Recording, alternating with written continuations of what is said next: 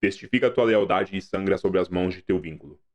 Essa intenção que acompanha, bem provavelmente, o grupo dos couraças nunca esteve tão presente num episódio, né? A gente consegue sentir um episódio que é muito calmo em relação a acontecimentos, claro, óbvio, né? O Hexatomb, nada é 100% paz. Teve muita discussão, teve muita intriga, teve algumas visitas inesperadas, esperadas aqui nesse canal, mas depois a gente fala disso. Mas eu esperava um episódio que completaria um dia novamente. A gente acaba na primeira metade do dia, antes do cair da noite. E ao chegar à lua, duas intenções serão cumpridas. Não somente uma lealdade será colocada em contestação, mas talvez uma dia haverá de ser aniquilada. Vamos falar sobre o episódio 6, que é o prenúncio de uma guerra que pode colocar o fim no Hexatomb. Esse foi um episódio bem morno, com relação a acontecimentos, a gente não teve nenhuma grande mudança, algumas grandes decisões tomadas, mas, lembrando, é só a primeira metade do dia, a segunda metade do dia vai dar muita bosta.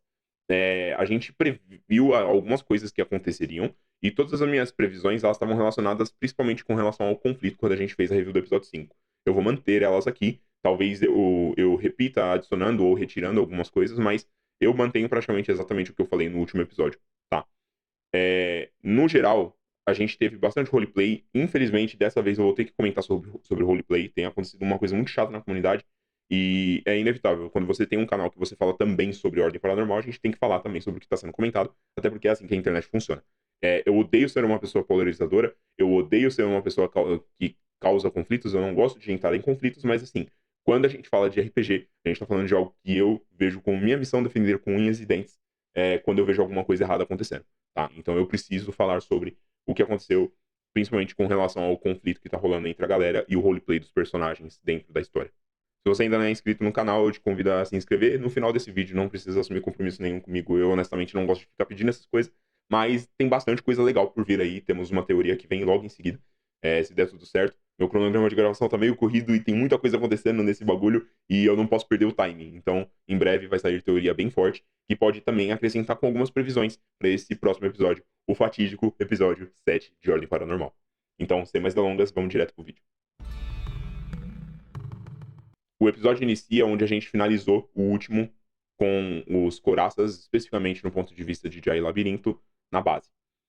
Jai é o primeiro a se levantar e ela vê que a Escarlata tá passando maquiagem, ainda tem o miasma com uma bandejinha de café da manhã, o que já é excelente pra gente logo no começo do episódio garantir a refeição do dia, certo? Então, não estamos mais passando tantos problemas com relação à refeição. Eu acredito que assim, tipo, entrou esse ponto de manter os recursos, né, de organizar e manejar recursos, principalmente para a gente forçar os players a saírem para explorar. Porque, honestamente, a gente não teve nenhum peso muito grande, além do primeiro dia, que realmente eles não tinham nada.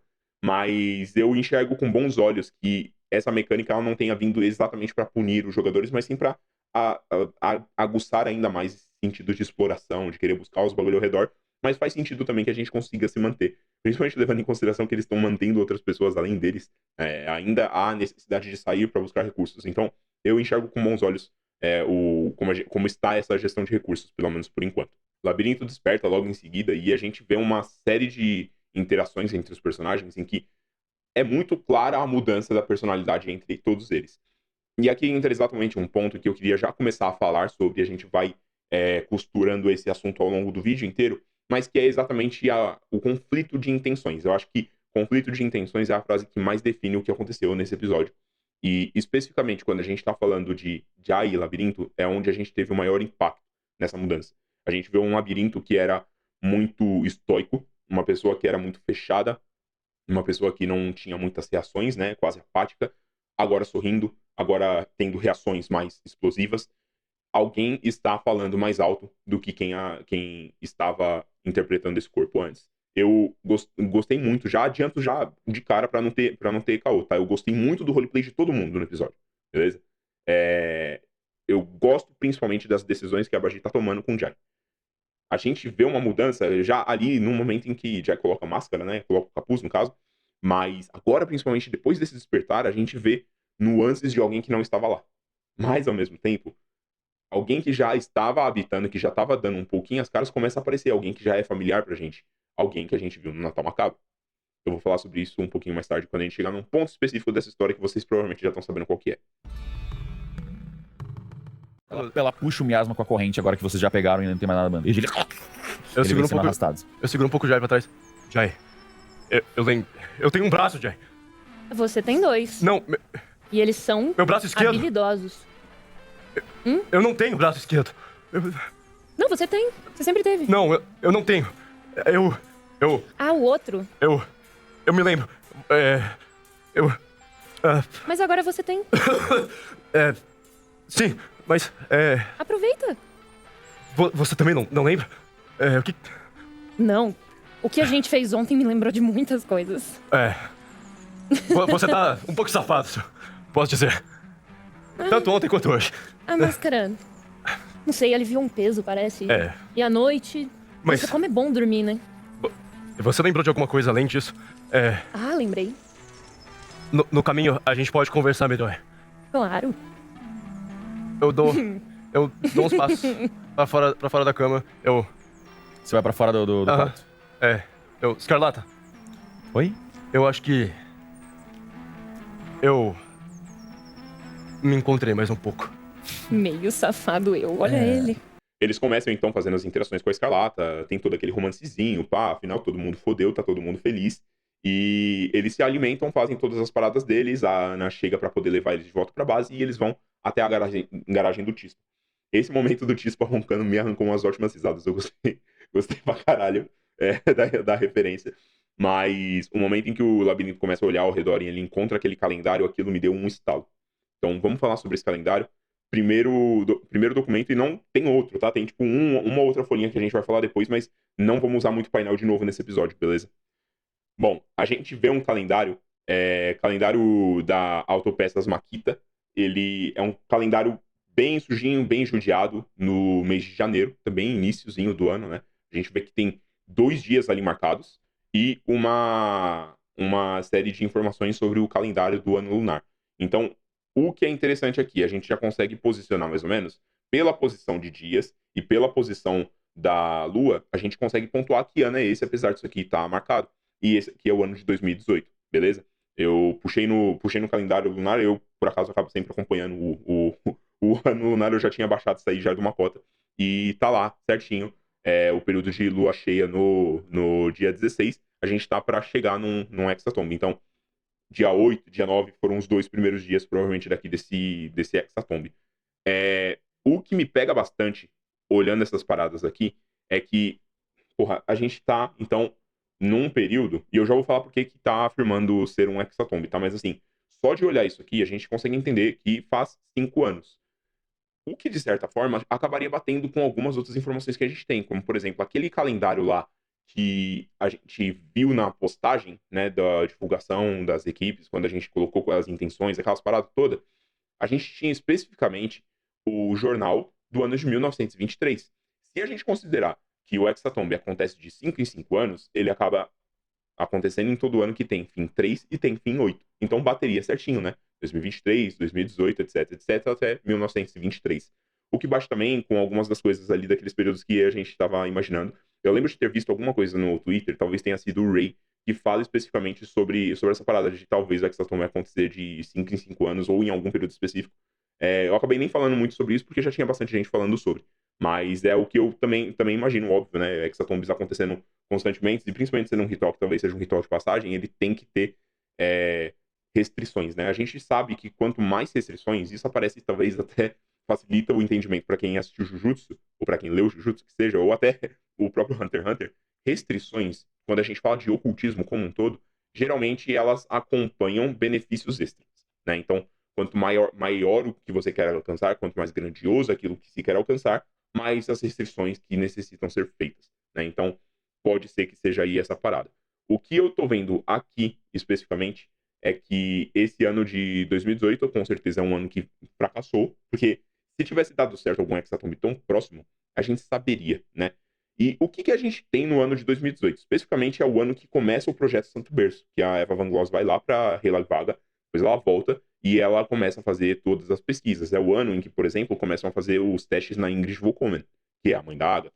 Então, todas essas questões, assim, não sei o quanto o Hexatomb anterior ou o Giovanni vão ter mais relações com o Kian. Eu acredito que talvez mais, porque a gente tinha a própria relação do Giovanni com a construção do bunker na Escola Nostradamus, e aquilo lá era meio que um início de todo aquele preparo para fazer a transição entre Tyrigans, né, de desconjuração.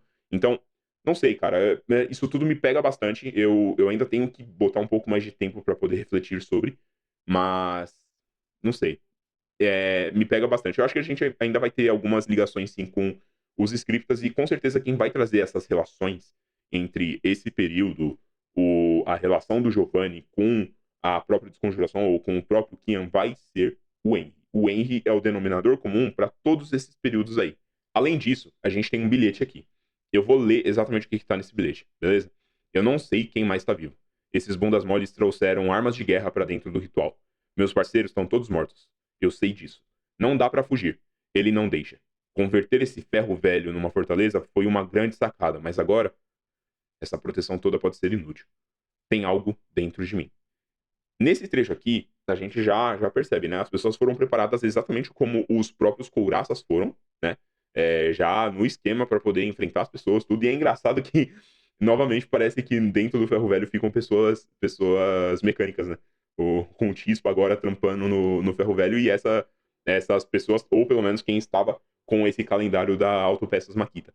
Mas o que dá para ver aqui é que, aparentemente, a Ordem estava muito mal informada sobre a Hexatomb, porque se as pessoas estão conseguindo fazer um preparo, meu Deus do céu. Porque se as pessoas estão conseguindo fazer um preparo para entrar no Hexatomb, pô, armados, com carro, essas coisas todas, porra, não me parece ser um ritual tão desconhecido assim, né? A gente tem os próprios pássaros conseguindo essas informações, então me parece um pouco peculiar o fato da Ordem não ter tantas informações sobre. Mas levando em consideração que fazem pouco menos de 6 anos que a Ordem está trabalhando diretamente, explicitamente com ocultistas, e durante um bom período só quem cuidava de ocultismo na Ordem era o Arnaldo, dá para entender. Essa parada do tem algo dentro de mim também me pega bastante. Aqui tá falando, meus parceiros são todos mortos, então eu não diria que a pessoa que escreveu isso aqui é um sacrifício.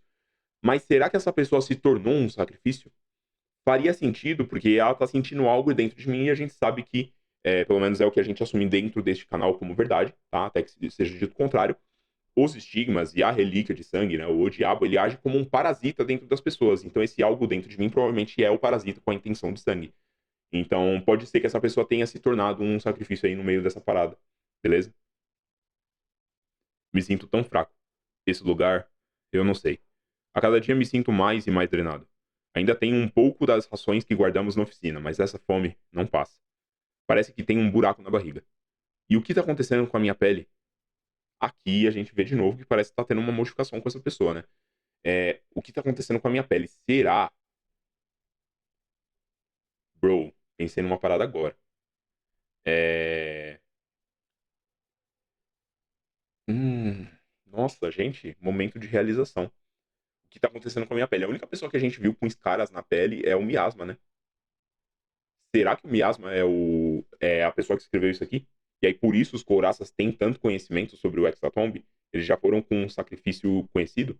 Poderia acontecer isso, né? A gente não teve nenhum caso em que o sacrifício era conhecido das pessoas que estavam participando, mas seria muito interessante se a gente tivesse isso acontecendo. O Miasma acabou participando de um Hexatomb, e aí acabou se tornando o que ele se tornou agora, sendo aquela criatura toda fodida, toda machucada, né? Essa parada da escara na pele me pegou bastante, mano. Não sei. Pensei pensamentos aqui. Essa parada do buraco na barriga também, toda essa parada da fome, essas coisas todas estão muito relacionadas também com o elemento de sangue. Uma coisa que tá acontecendo e ficando muito forte são todos os estereótipos, entre aspas, né, que a gente tem da manifestação do elemento de sangue nas pessoas. Então isso também é um bagulho que a gente vai falar um pouquinho mais tarde com relação a como o comportamento das pessoas também está sendo afetado e ampliado. E é isso que o pessoal está esquecendo quando se trata do roleplay das pessoas, beleza? Então, minha parada aqui agora é tentar entender se isso aqui não é o miasma, porque agora eu fiquei encucado. Principalmente com o que vem depois. Tiros, pelo visto, eles deram cabo uns dos outros. Não vai sobrar ninguém no fim. Vacilo. Pelo jeito, esse Hexatomb foi só um grande desperdício de sangue e tempo. Me desculpe, amor. Aqui mostra, por exemplo, uma forma de acabar com o Hexatomb, né? E talvez daqui que o labirinto tenha tirado a ideia de como finalizar o Hexatomb depois. Não sei, cara. Agora eu fiquei muito com o bagulho do miasma na cabeça. Mas, enfim, a gente tem essa documentação aqui. É um dos únicos documentos do episódio, mas mostra bastante coisa pra gente, né? Mostra como funciona a dinâmica em outros Hexatomb e acaba batendo também com o que a gente viu lá antes do documento do Pomba no último episódio, falando sobre como funciona o Hexatomb, a dinâmica dos sacrifícios, de não ter sacrifício, de dar errado o Hexatomb, etc. Acho, sim, que pode ser o miasma, tá? Assim, não custa nada a gente chutar. Eu vou adicionar isso aqui no nosso painel, que o miasma é a pessoa do calendário. Jai já tinha pegado todas as sucatas que a Escarlata permitiu ela pegar. Basicamente, ela pegou tudo que ela conseguia carregar, né? Trocou ali por uma caixinha de ferramenta, uma parada assim, pra poder ter um bônus. E aí acabou levando 6 sucatas. E deixou pra trás a pistola de pregos do queridíssimo falecido Augustinho. A gente entra no carro com a Ana, então a Ana vai levar a gente pra base. Mas a gente tem uma curta, mas bem interessante interação entre eles. Eles começam a conversar sobre o passado da Ana. Então, vou round de resumo bem rapidão aqui. Ana trabalhava como enfermeira dentro do mesmo museu que o Torvo trabalhava. Torvo acabou se apaixonando pela Ana, que já era relacionado com a Escarlata, e aí ele resolveu abrir o relacionamento. Mas acabou que a Ana gostava muito mais da Escarlata do que ele mesmo, e aí a Escarlata nunca mais voltou ao normal, e aí aconteceu tudo o que aconteceu. Eventualmente eles entraram nas armaduras, ele deu a armadura de presente pra Escarlata, isso eu ainda quero tentar entender um pouco melhor, mas eu não acho que vai dar tempo. Honestamente, eu não acho que vai dar tempo. Enfim, resumo da ópera, eles acabaram todos se tornando esse grupo que orbita ao redor da Escarlata por conta dessa decisão do Torvo de abrir o relacionamento, né? Então isso mostra, talvez, que tudo que a Escarlata faz hoje inicialmente talvez tenha iniciado com uma vingança e aí se tornou algo a mais para ela, uma sede, uma fome, uma luxúria a mais, né? A gente tem falado muito sobre os pecados e como os pecados parecem estar presentes dentro desse próprio ritual e, pô, tá muito claro, né, como esses pecados todos eles parecem estar presentes em cada um dos grupos. A gente tem 7 pecados capitais, 6 símbolos e o tempo todo eu estou falando sobre um 7º elemento dentro do Hexatomb. Eu vou falar sobre isso na teoria que eu vou lançar um pouco antes do episódio. Vai sair depois dessa review e antes do episódio 7, beleza? Mas eu vou falar um pouquinho sobre essa parada também. Resumo da ópera. Eles, basicamente, o Torvo cavou a própria cova, ou amarrou a própria cruz, sei lá, enfim. E eles percebem também, durante a carona, que a armadura parece punir a Ana toda vez que é, no mínimo, mencionado que ela quer tirar essa armadura. Então isso pode causar problemas muito fortes, mas também é uma fraqueza muito específica. Importante mencionar também que eles descobriram que a chave fica dentro do peitoral da guarda do Chispa. Então, se eles precisarem do carro, eles já sabem onde encontrar a chave. Jai e Labirinto voltam para casa decididos a convencer o grupo a colaborar com os couraças. Enquanto que Kemi e o Dalmo, que tinham ido lá para os Psicoleira, ainda estão firmes com a sua palavra, daquilo que eles fecharam, e que claramente os Psicoleira seria a melhor opção. A gente começa a ter ali alguns conflitos, algumas argumentações. A gente tem principalmente ali um momento em que eles começam a falar sobre os acontecimentos da última noite e as relações entre eles. As pessoas começam a perceber como o labirinto e a Jai estão um pouco diferentes. E isso tudo começa a despertar coisas na galera. Os sentimentos parecem estar à flor da pele e cada vez mais borbulhando a ponto de explodir. Você tá bem, você sempre tá bem. Todo mundo jovem, tem que transar mesmo, mas gente. Tem só que, que ele tá esquisito. Vocês não fizeram nenhum trato, né? Vocês não... Olha, a gente só falou Tem que alguma a gente... consequência? Olha, Isso... tudo que eu disse é que... tudo que a gente conversou é que se a gente quisesse ajudar eles, a gente tinha que ir lá no final da tarde. Seria bom a gente ir. Pera. Mas e a Vocês minha palavra confiam? com os psicodélicos? Vocês só pra vocês saberem, é tipo 8 da manhã, é bem cedinho Ai, ainda. glória a Deus. Olha... Eles não vão nem ver você, você é tão furtiva. Pra Você ser faz bem- o seu Eu trabalho sou tão tão bem distante, feito. né? Pra ser bem... Eu sou tão distante. Se vocês quiserem comer no começo do dia, vocês podem comer no começo Então, do dia. aí eu quero comer. A geladeira e o filtro de água voltam a ter 6 disponíveis hoje. Eles Eu não acredito. Não acumulam, eles só tem 6. Olha, a gente... Aí eu vou e saio pra comer e beber uma aguinha. Eu e o Lab já Deixa eu marcar tomamos aqui. café da manhã. Mestre, a gente tomou água também? Sim, considera alimentados já. A gente já tomou café da manhã. Vocês dois já estão alimentados. Sim. E a gente tomou água também.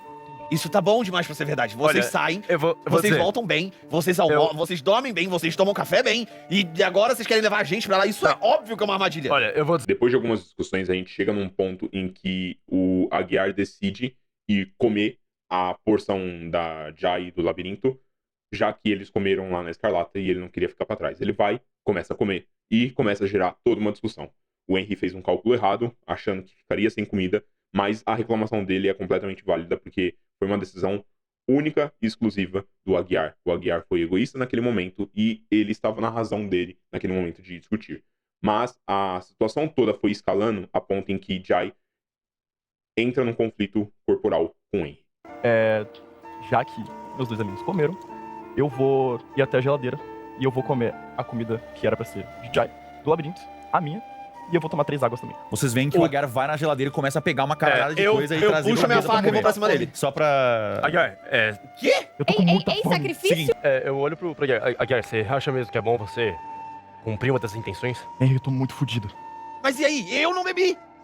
E aí você vai só me fuder? Você pode beber água também, Ô, vai Henry, sobrar. é só você ir na bodega, E a ele tá gente certo. pode ir na bodega, eu posso Ok, ajudar mais. sinceramente, faz o que você quiser. tá, o Faz Aguiar o que você quiser. tá na mesa com Não, uma caralhada de comida e água na frente. Eu guardo a faca, eu quero sair da casa. Ei, peraí. Eu só saio. Aí eu Eu seguro não você. quero saber de nada. Eu disse que os sacrifícios eram insuportáveis. Não, aí, É. aí eu seguro o Henry, assim, pra... Ele não quero. Eu posso fazer o teste? Pode fazer um teste de força atletismo contra o outro. É uma manobra, ele tá te agarrando, na verdade, né? E agarrar, acho que você ganha bônus, né, Dalmo? Então, Aguiar, Atletismo olha seria só. mais Eu só fico na mesa comendo e bebendo Não, tudo você ignorou desesperado. você tá me ignorando completamente, você só tá comendo. Eu tô te olhando, mas tudo pra tô dentro comendo, também. olhando pro Ah, fundo do seu olho. assim. então se você tá comendo... 24. Força com... com atletismo, se você quer tentar se soltar dele, assim. Você pegou 3 comidas 24. e 3 águas da geladeira, então, né? Não, E do perdão. filtro. Sim. Tá. Mais 5, 19. Tá, aí eu seguro o Henry assim e eu falo, ô Henry, juntos, nós somos mais fortes. Juntos nós somos mais fortes, mano. Presta atenção! Para de ser burro! Fala. Eu sou O Aguiar tá sacrifício! mandando pra dentro, já foi 2, tem mais Eu um sou ainda. sacrifício! Tô comendo Se ainda. eu morrer, vocês têm que me proteger! Você não vai morrer, mano. Eu escuto ele E gritando. eu não vou beber água hoje! Eu não vou comer hoje! Mano. Você vai sair! Ainda Você vai sair pra mim! Ainda tem pra você aqui, cara. Vocês são muito imbecis! Como eu vou te proteger, todo Muito fudido, imbecil. porra? Olha só, Ele é mano, sacrifício, ele é mano, burro de vamos matemática. vamos agir com Já, consciência. o labirinto Ele já cumpre a comeram. porra da intenção e ele vai lá na porra da bodega pegar comida pra você. Justo, Aguiar? Henry, Justo, tem- Aguiar? É É justo. Então pronto. Tem comida e água pra você. Ok. Vocês trouxeram comida e água? Tem na geladeira e no filtro. Não! Tem sim. Ele acabou de comer! Eu comi 3. Ele comeu 3. Ainda Você, tem pra você tá você. terminando de quando você quiser Ainda terminar tem. de comer, você vai ver. Henry, eu vou te ensinar a fazer no matemática. último. Eu tô falando, ele tô comendo mais devagar. Labirinto e Jai já comeram. Henry comeu o dele de Labirinto e Jai. Ainda sobra o seu de Kemi e Dalmo. Isso soma 6. Eu nunca comeria a sua comida, Henry. Porra! Eu quero te proteger! Eu me importo com você, seu doente! Porra! Deixa, ele é burrinho. Eu dou a última mordida e engulo. A gente precisa tomar as decisões do que a gente vai fazer hoje. Eu vou na geladeira, vou beber minha água, vou comer minha comida. A gente vai atrás dos psicoleiros ou com os coraças? A gente vai... Quem vai ficar aqui pra consertar as coisas? Eu. E quem que vai lá na bodega? A gente vai precisar de mais gente pra consertar as coisas. A gente só vai pra lá, pro combate, no fim do dia. Dá pra todo mundo arrumar alguma coisa. Tá bom, mas... vamos decidir. Eu quero ir lá no canto onde o Pomba tá sozinho. O Pombo, ele tava só olhando de longe, assim, meio que escorado na pilastra ao lado da porta. Ok, eu quero chegar perto dele baixinho e falar... Pode ir na geladeira e comer a minha comida. Você olha pra geladeira, o Henry tá pegando a água. Mas aí vai acabar o que a gente tinha dividido pra hoje. Pomba, Não tem problema, a come. gente pega a comida pra você. A gente vai na bodega. Pode comer. Eu fico de boa. Pode comer. Mas é mais importante que você seja mais Não. forte do que eu. Eu quero que você coma e que você beba hoje. Ok. Você tá muito pior. Eu consigo ficar um dia sem comer. Fica de boa. A gente vai arrumar comida. Fica tranquilo. Não Ok. vai acontecer nada comigo.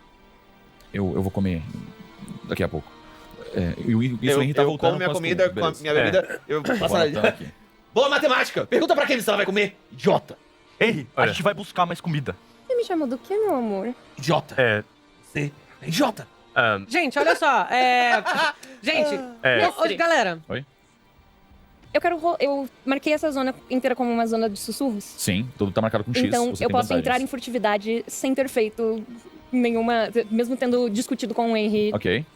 Eu quero jogar um furtividade pra eu tentar me mover pra trás do Henry sem ele conseguir se defender. Manda bala. Pegar ele desprevenido. Não teste de percepção com presença contra ela, Henry. 29 é a minha Tem furtividade. que passar de 29. É percepção, né? Isso. Foram 20. 29. Só você conseguiu perceber isso aí. Vocês estão olhando pra Jai e de repente.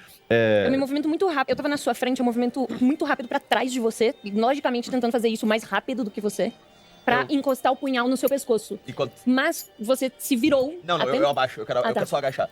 Enquanto você tá aí, eu dou uma agachada. Eu tô segurando o punhal na altura do seu pescoço. Eu não ia fazer assim. Você percebe que eu paro com o punhal. Eu ia encostar ele no seu pescoço. Como eu disse, idiota! Ah, é? Eu viro o punhal e eu vou jogar um ataque contra o Henry, mestre. Você vai atacar o Henry? Sim. Ok, Henry, você consegue esquivar se você quiser. Ou bloquear ou contra-atacar o que você quiser. Não, mas a gente tá vendo isso. Vocês estão vendo? Sim. Gente! Dá um ataque. Por favor, Minha Jai. iniciativa é 29? Calma. Você usa agilidade pra atacar, tá? Gente, olha só, não tem problema eu não comer e não beber hoje, eu não tô reclamando. Galera, A gente vai buscar mais Gente, comida, tem a bodega. 29 o Jai, meu ataque. vamos... Quer, você tem a intenção de matar o Henry? Eu tenho a intenção de ferir o Não, Henry. tudo bem, tudo bem. Quanto? 29. Eu não sei se eu posso bloquear, eu quero esquivar. Pode esquivar. Eu quero esquivar. Intenção A de esquiva é com Você adiciona 10 na sua defesa. Qual a sua defesa? 17. Então é 7. 27. Ela acerta o golpe. Eu vou jogar o dano do punhal. Jai, que pose tá o fazendo? base. Não, Gente, o que vocês- pega o dano médio, pega o dano médio. Dano médio? Peraí. Gente, o que vocês estão fazendo? Eu quero impedir, mano. Eu quero chegar lá Peraí. e tentar impedir. Ela Jai. já atacou, ela pegou Ela tem- surpresa. A minha iniciativa é muito É alta. muito alta, mano. Eu vou dar 8 É de 8. dano.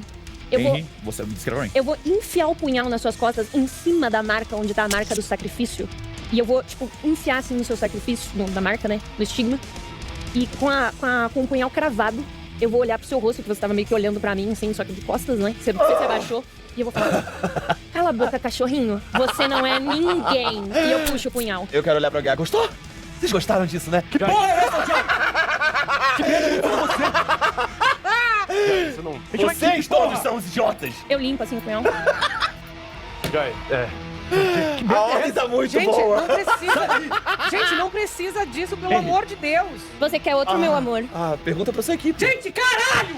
Existe um desrespeito, existe um desprezo, existe uma volatilidade do Jai que a gente já vê isso há muito tempo. A gente já tinha indícios dessa parada lá no Natal Macabro. A gente já sabia que o Aguiar, por exemplo, não confiava no Jai, queria eliminar o Jai antes mesmo do Hexatomb, sabendo que o Jai era volátil.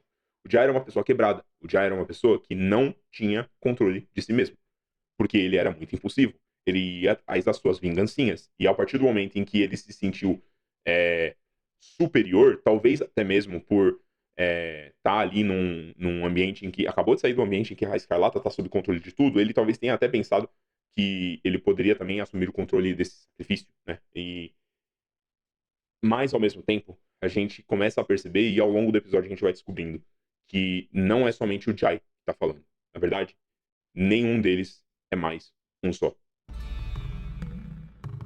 No meio dessas discussões, o Cereal pergunta uma parada com o Aguiar que a gente não teve muita interação em cima disso, mas eu achei muito interessante. Ele perguntando se eles morressem, eles voltariam pro próprio corpo? E quem seria o próprio corpo, né? Quem tá tomando a frente deles? A gente tem nesse episódio inteiro, principalmente nessa bolha, nesse centro do episódio, um acúmulo de conversas em que todos eles começam a falar dos seus passados. A gente vê um resumo do passado do Dalmo, resumo do passado da Kemi, um resumo do passado do Labirinto. A gente já tinha bastante contexto do Aguiar, mas ele termina de passar tudo que ele tinha para o restante do grupo. Eventualmente, mais tarde, o próprio Henry fala sobre o passado dele, mas o passado do Henry eu quero falar depois.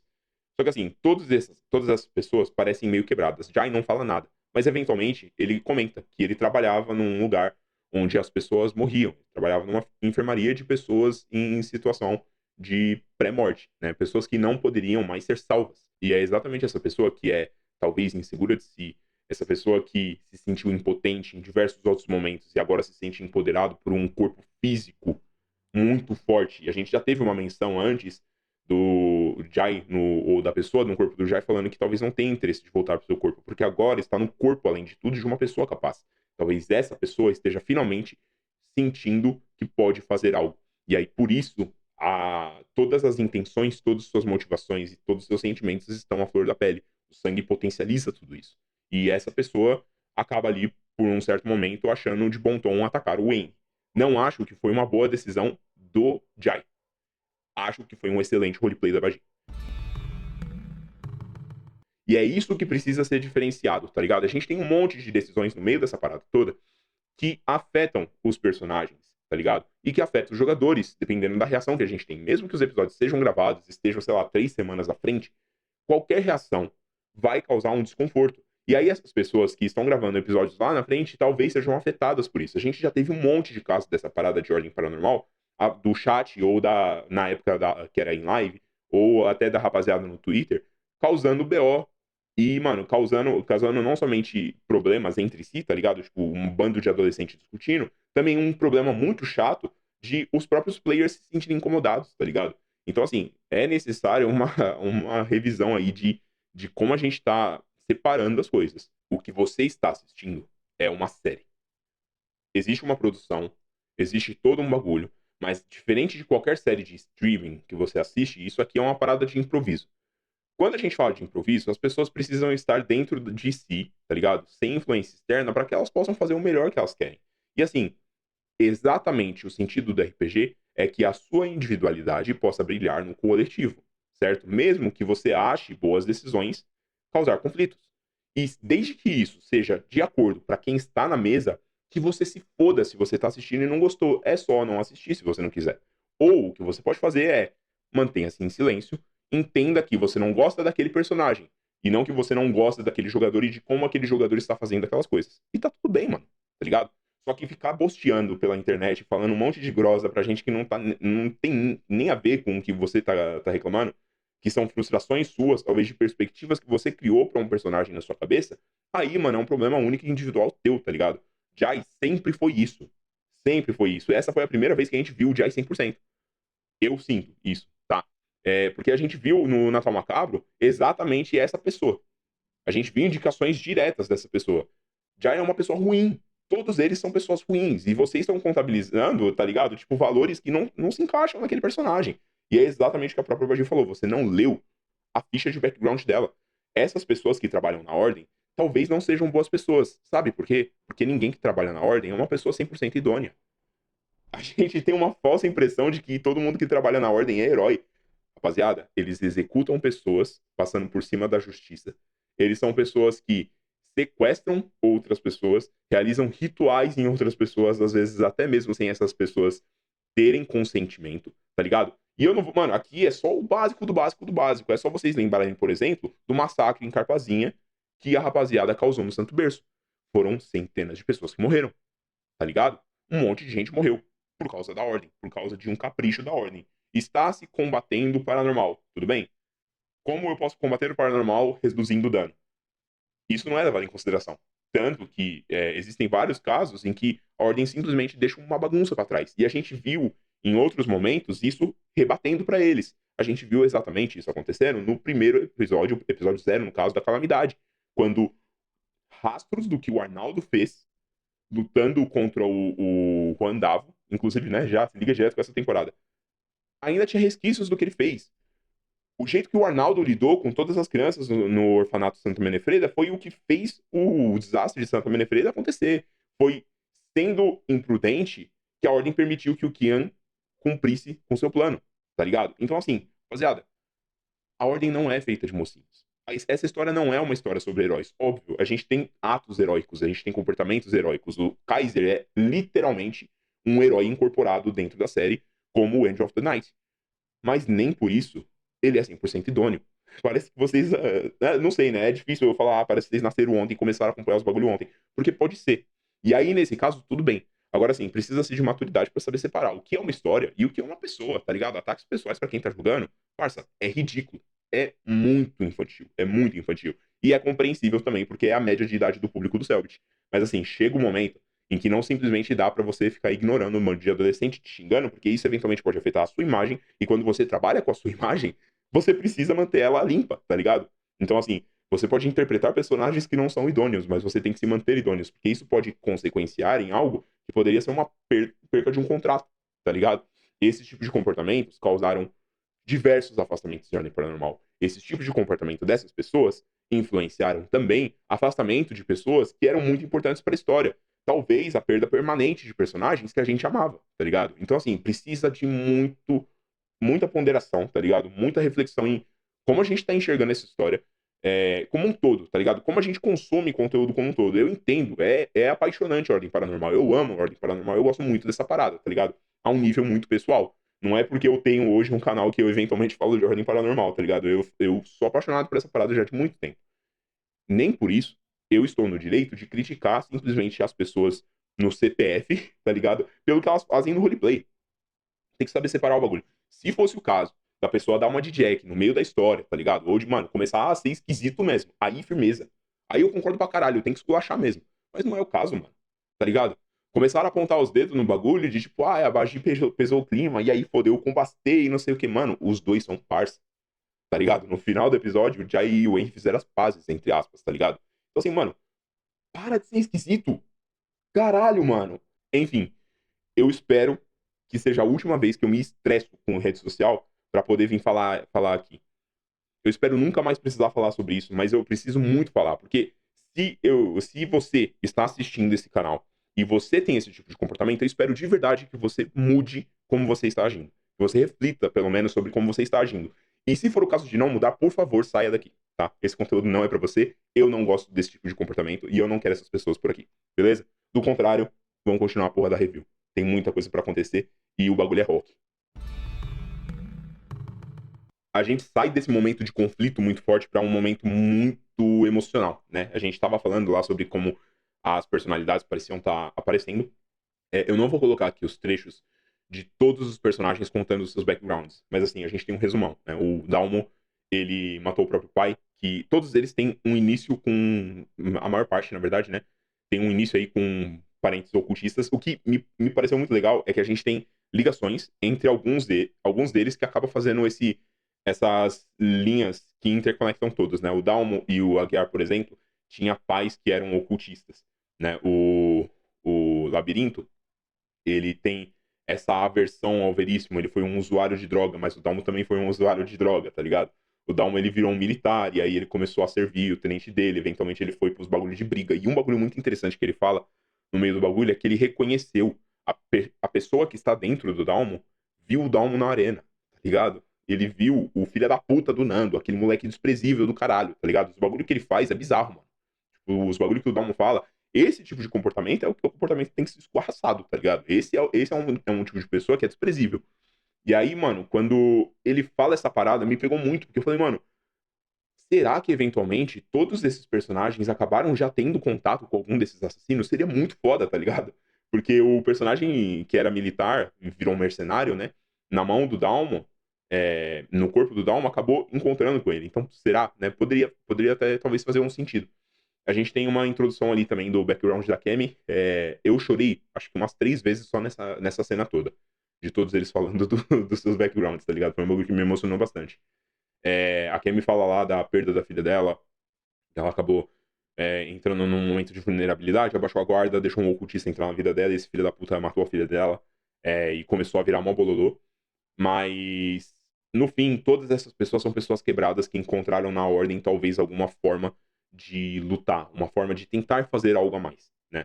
E é aí que tá. Eu volto para aquele meu ponto. A Ordem não é composta de heróis. A Ordem é composta de pessoas, tá ligado? O Veríssimo não é uma pessoa boa, dependendo do nosso ponto de vista. Tudo no mundo, e aprendam isso é pra vida. Tudo no mundo tem 3 verdades. A minha verdade, a sua verdade e a verdade, certo? Então, quando a gente fala do ponto de vista da Ordem, a Ordem tá certíssima de fazer o que ela faz, porque ninguém mais é capaz de fazer o que ela faz. Mas os meios não podem justificar sempre os fins, tá ligado? Então, e é justamente esse tipo de coisa, esse tipo de conflito que fica muito claro no próprio roleplay do Kali, interpretando o conflito entre Labirinto e quem existe dentro do corpo do Labirinto. A pessoa que admira muito o Veríssimo, mas agora conhecendo mais da história do Labirinto, vê que o Veríssimo talvez não seja aquela pessoa em cima do pedestal. Ele é um ser humano que matou pessoas que poderiam talvez ser salvas, tá ligado?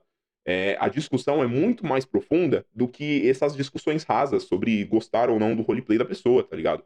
E o que eu tenho visto cada vez mais, talvez seja uma forma que o Selbit está querendo introduzir para que a Ordem assuma uma outra face, né? É uma face um pouco mais sombria. A gente teve uma introdução muito clara sobre essa visão sombria da Ordem no Enigma do Medo, tá ligado? A gente tem uma parada muito, muito peculiar acontecendo nas relações lá dentro do perímetro que mostra um pouco dessa cara da Ordem. A gente vê, por exemplo, nos Sinais do Outro Lado, o Arnaldo agindo pelas costas da Ordem, tá ligado? Pra incentivar outros grupos de ocultistas. Então, assim, mano, tem muita coisa errada que acontece o tempo todo, tá ligado? É uma história principalmente sobre como ser humano, porque talvez seja essa a única coisa que torna a gente real, tá ligado?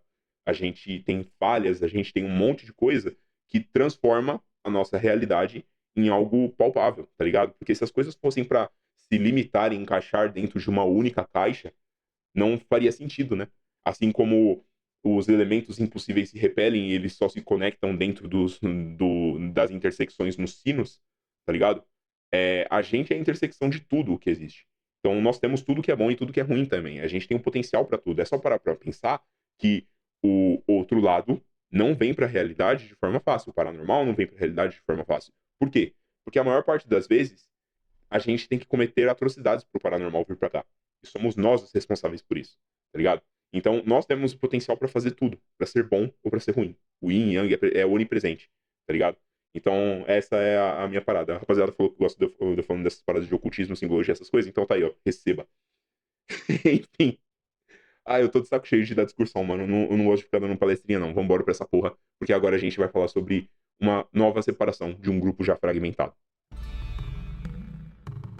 Depois daquele climão criado, a gente separa o grupo. A gente vê claramente que a Kemi ficou muito afetada, o Henry fica calado. Já falei em algum momento lá pro Henry, a gente tem um momento de muita vulnerabilidade do Henry. Eu vou voltar depois pra ele, especificamente só falando dele. Mas tem um momento de muita vulnerabilidade dele, falando que ele quer viver. Tá ligado? Agora ele tá assumindo as rédeas da vida dele e ele quer viver. E aí a gente chega num ponto em que a Jai fala, porra, então muda tudo que você tá fazendo, tá ligado? Começa a fazer exatamente o contrário, talvez você deixe de ser digno. E aí começou a me cancelar umas ideias, mas a gente vai falar isso depois. Porque Jai, Labirinto e Aguiar começam a ir em direção à bodega, mas com a intenção de ir até a base dos coraças. Enquanto em casa, Kemi, Dalmo e Henry vão ficar pra cuidar das coisas. Eu vou falar sobre o grupo que sai de casa primeiro. Depois eu volto pra contar toda a história de quem tá em casa até o final do episódio. Eu acho que eu tô começando a entender. Eu sei porque eu não gosto da rubra. Eu já usei antes, mas agora eu sei que eu vi todas as pessoas que eu acreditava que eram minhas amigas morrerem. Por causa da rubra. E é aí que tá o ponto. Quem matou eles foi o Veríssimo. Hã? Eu falo mais de trás, assim. O líder da ordem, ele Eu acelero o passo. Ele matou sua família? Eu não sei se era minha família ou os meus amigos. Mas... Eu tenho a mente... parece que as coisas não estão funcionando direito. Eu sinto que eu quero ser...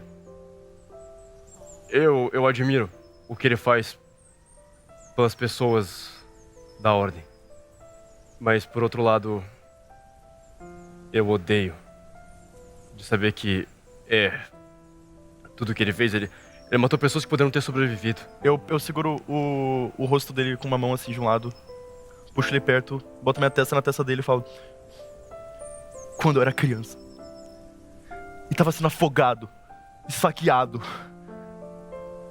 indo dormir debaixo das cobertas com medo deles abrirem a porta, enquanto eu escutava aqueles gritos.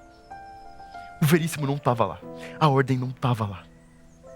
Eu tô pouco me fudendo pra esse cara. É isso que é difícil.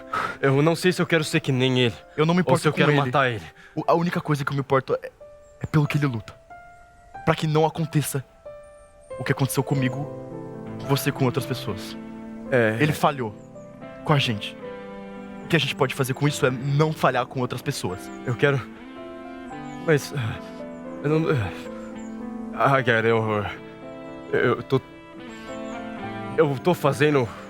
Eu acho que eu tô fazendo o meu melhor. Mas ao mesmo tempo eu falho. Eu talvez queira ganhar o Hexatomb porque eu quero que ele morra. Talvez eu queira ser ele. Olha pra mim. Você não precisa do Hexatomb, nem da porra da coroa de espinhos, pra ser melhor do que esse cara. Ei, Você sabe disso. vocês dois. Você, principalmente.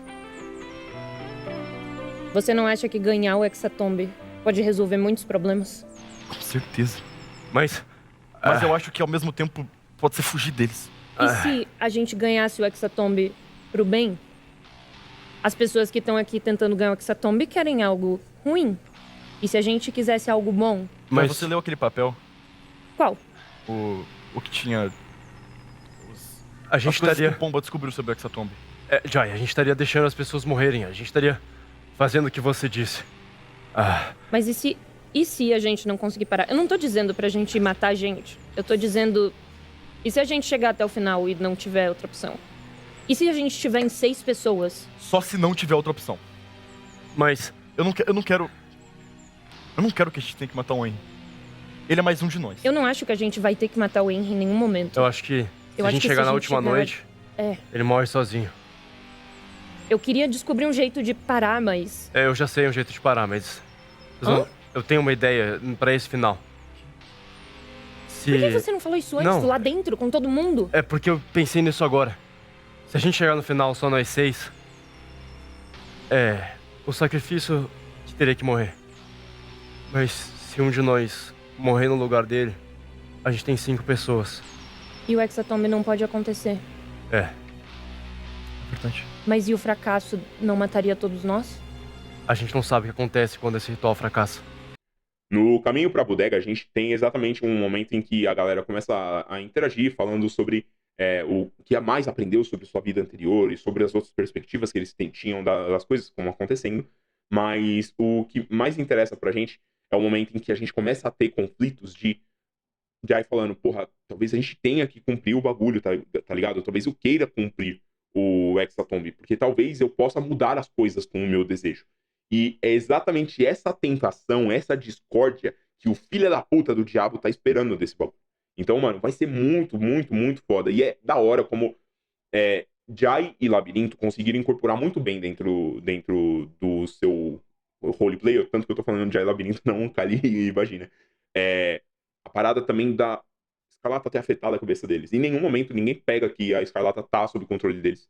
Mas é um bagulho, mano, que tá muito claro, tá ligado? Eles começam a ir em direção, então, ali da bodega. E eles têm a impressão de ter visto ali algumas pessoas. Quando eles observam e o Labirinto escuta, a gente vê essa porra dessa cena. Que eu tive vontade de rasgar meu cu no meio. Jai, você puxa o seu binóculo pra dar uma olhada. E, Labirinto, você consegue escutar. Você vê, Jai, uma menina loira, baixinha, maquiada, com uma maquiagem, com o rosto completamente branco, batom vermelho. Ela tá, tipo, pulando, tentando alcançar um outro cara, mais ao lado dela, com o cabelo parcialmente vermelho e outro preto, cheio de piercings. Os dois usando macacões de um sanatório. São membros do Psicoleira. E você só escuta uma coisa, que ela grita. Labirinto. Para, Caio! Eu sou baixinha!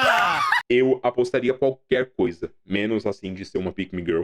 Ela conseguiu me tirar muito do sério. Mas, cara, é muito bom, é incrível. Eu gostei muito do visual dos dois. Principalmente, eu gostei muito do visual do Caio, que ele é um humano, tá ligado? Ele é só um humano dos anos 2000, que é full no metal e os caralho. Então, mano, achei bem legal como a gente consegue ver duas personalidades bem diferentes, né? Mas o melhor de tudo é porque o Eloy estava junto. E aí eles começam todos a conversar, eventualmente o Eloy, ele fala, porra, essa é a rapaziada que tava com a Kemi, pá, não sei o que, e a gente vê uma intenção do Eloy de querer ver a Kemi. Tem toda uma discussão sobre a queridona da Cindy não querer se aliar. Ela é insuportável, pra não dizer pior, mas eventualmente eles conseguem convencer que, pô, beleza, vamos Labirinto e Eloy lá pra base, pra trocar recursos, digamos assim, e o resto fica por aí. Então os dois metem marcha e eles vão trocando ideia no caminho, enquanto ficam a Guiar e Jai com o Caio e a Cindy. Eles trocando ideia ali no meio daquela parada, eles ouvem que tinha uma loirinha lá na casa lá perto deles, não sei o que, eles tentando enganar que eles estavam indo pros coraças, né? Acabam desviando o caminho e vão até a casa de Taipa. Na casa de Taipa, eles encontram alguém que... Rapaziada, eu acho que a gente ativou o evento antes da hora, tá ligado? Quando você tá na metade do bagulho, você encontra um NPC que só era pra encontrar depois, numa outra situação, com outro kit, tá ligado? Outra build. Infelizmente, eu acho que a gente perdeu um NPC importante aqui, tá? Mas eu vou falar já já. Porque no meio do caminho, eles vão trocando uma ideia E dá pra pegar um pouquinho sobre quais são as intenções de Caio e intenções de Cindy, e a gente enxerga as coisas com outros olhos. Porque, por exemplo, quando a gente conhece os couraças, a gente vê a Cindy metralhando eles lá embaixo. E aí a Ana fala pro Tispa ir atrás dela. Agora, ouvindo o lado deles, eles estavam lá no Canyon, a Ana tentou atropelar eles, e aí o Caio subiu com a Cindy nas costas e eles foram lá pra cima no Canyon. E aí me remeteu essa parada toda, desses diferentes pontos de vista, pra quando o Tispa e a Ana foram conhecer a base dos transtornados. E o Tarrafa tentou comer o carro do Tispa. E assim, cara, na versão dos couraças, foi isso que o Tispa, o Tarrafa fez. Mas na versão deles, os caras mataram o Tarrafa. Então, mano, não teria muito sentido, né? Não me parece uma justificativa plausível simplesmente matar o Tarrafa por ter mordido o carro, tá ligado? Se tivesse atacado ele, pelo menos, firmeza, mas pelo que a gente entendeu, ele só tentou morder o carro. Então, pode ser que esteja havendo aí uma parada de manipulações de pontos de vista, né? Como a gente ouve do Giovanni sobre a morte do Tarrafa, tudo também, pode ser que ele esteja dizendo, esteja manipulando o Tarrafa naquele momento para levar os encoraçados para longe. E aí, eventualmente, isso ocasionou na morte do Tarrafa, ou o tempo todo os couraças estavam mentindo. E aqui, mano, é muito claro como, óbvio, esse é o grupo que tá mais envolvido com manipulações. Claro que a gente tem o Giovanni, que é o mastermind do bagulho, tá ligado? Mas a Escarlata também tá puxando suas cordinhas. E ela é uma pessoa extremamente manipuladora, isso tá muito claro na persona dela. Então, só um negócio que eu não trouxe no último episódio, mas que eu já tava pensando sobre como ficou muito suja essa parada na morte do Tarrafa. Antes eu tava culpabilizando o Giovanni, mas agora talvez eu esteja culpabilizando diretamente os couraças de ter matado ele na maldade. Tá. Abaixa aqui. Aí eu aponto assim pro chão. Isso aqui, tá vendo que não tá fresco? Uhum. Ou ela tá ainda ali dentro, ou ela saiu. Ou ela já se mandou. Se ela tá ainda... Vocês vieram brincar de Sherlock Holmes? O que vocês... É que... Você falou que é uma loirinha? É. Um cabelinho bem... bem pior que o meu, pra ser honesto. É que... Lembra que eu falei que o da gaiola... Sempre esqueço o nome. O Giovanni. O Giovanni, ele jogou uma pessoa no portal. Ele jogou ela no portal. Ele jogou ela. Ela não queria estar aqui. Então é só que essa vai morrer daqui a vários dias. A gente não tem nem que se preocupar. Se ela não era nem treinada pra isso, por que vocês estão se preocupando com ela, meu? E se ela tiver alguma coisa? Ela pode ajudar a gente em alguma coisa. Como é que uma loirinha aleatória vai ajudar a gente? Como é que uma loirinha aleatória vai ajudar a gente? Não sei. O que você quer dizer com isso? Caio. Não, eu só repeti o que você falou. Vamos ali. Vamos ali. Uhum. Vamos dar uma olhada ali na casa de Taipa, na casa de Taipa. Tá bom. A gente vai... Vocês querem ir com a gente? Vocês vão direto pra casa? Ela aponta assim, o nosso circo é pra lá, meu. Se vocês quiserem ir, vocês vão. Se vocês quiserem ficar, vocês ficam. A gente vai ficar. A gente vai ficar. A gente fica, então. A gente quer achar ela. O Caio, ele olha... O que a gente faz? Mano, Ai, Caio, deixa esses caras... Eu já falei. Por mim, a gente não fecha com eles, mas... Ninguém me escuta nessa merda dessa banda. Toda hora eu tenho que ficar convencendo. Ela começa a ir caminhando e fica galerando. Tudo eu que tenho que convencer. Todo plano eu tenho que fazer. Já tem as merdas daqueles caras amadurados que a gente vai ter que resolver à noite. E ela vai indo e vocês escutam ela reclamando. E o Caio só tipo... A gente entrou na casa de Taipa, a gente tem toda aquela interação com a Cleo, não sei o quê. A Cleo tá puta com o Aguiar, porque ela descobriu que o Aguiar era um mutilador noturno, ela já tinha investigado sobre ele. E aí entra todo aquele bololô, aquele conflito de ideias, tentando acalmar ela, botar a cabeça dela no lugar, mas ela, por fim, acaba desistindo. Eles conseguem desarmar ela, prende ela, tem muita discussão, mas a Cleo só vai embora, tá ligado? Eu acredito que existiam sim chances de conseguir salvar a Cleo. A gente vê que ela tava uma pessoa muito desnutrida, provavelmente já estava sofrendo as consequências, né, de ser uma desertora. Mas, além de tudo, até porque assim, ela tá desde o primeiro dia sem se alimentar, né? E cada dia sem se alimentar é um bololô também. E ela tava fracionando água. Então, o que eu acho é que se eles tivessem levado alimentos e se talvez o próprio Aguiar não estivesse lá, assim como parece estar ativando algumas outras interações específicas, se um personagem específico tiver no lugar, como por exemplo foi com o Dalmo e o Mosto, se o Aguiar não tivesse lá, talvez eles tivessem conseguido salvar a Cleo e levar a Cleo pra base. E aí talvez uma das melhorias lá fosse condicional de ter a Cleo dentro da base, beleza? Então, a gente vê que ela corre, depois de um tempo a gente ouve um grito. Não acho que a Cleo morreu. Eu tenho 3 teorias, né? Além da morte. Porque assim, pensar o óbvio nunca vai ser a minha função. A minha função é ir o mais longe possível, chutar o mais alto possível, porque vai que nós acerta, certo? Então, qual que é o bagulho? A Cleo pode ter sido encontrada pelo Cristino, certo? O Cristino que a gente não sabe pra onde é que ele tá, por que banda que ele tá rodando, mas a gente sabe que ela foi ali na direção da base, na direção sudeste, né?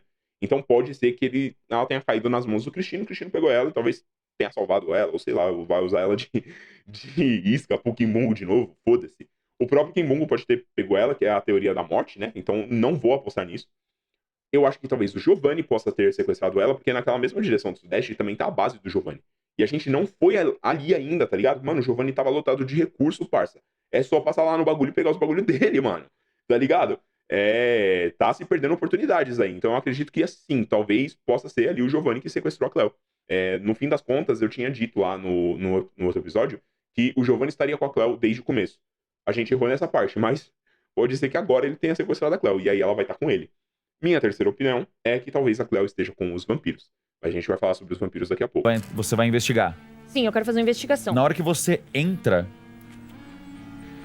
você escuta vindo de trás da parede, ali do lado, escondida do lado da porta, em cima de umas caixas, uma mulher loira com um pé de cabra. E ela te ataca desprevenida. Porra! Caralho!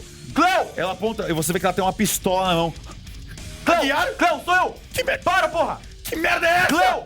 A gente veio atrás de você. Peraí que eu vou tirar os pontos. Que porra? Ela aponta. Calma. Eu sei as merdas que você fez. Eu sei as merdas que você fez. Eu sei que você é a porra do mutilador noturno. Eu sei que foi você. Caralho! Cleo, olha pra mim. Porra é essa? Eu não sou a porra. Lugar é esse? Eu não sou. A gente veio te salvar e você mete um pé de cabra. Salvar. Que Jai, calma. Eu tô na porra! porra do inferno. Eu vim parar no inferno. Cleo, olha pra mim.